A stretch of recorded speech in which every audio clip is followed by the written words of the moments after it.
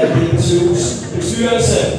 Han er assisteret af Frederikke, og så er det formanden for OB Bordtennis, Asger Rasmussen, der vil overrække blomster. Den første medalje, Charlotte Pohl.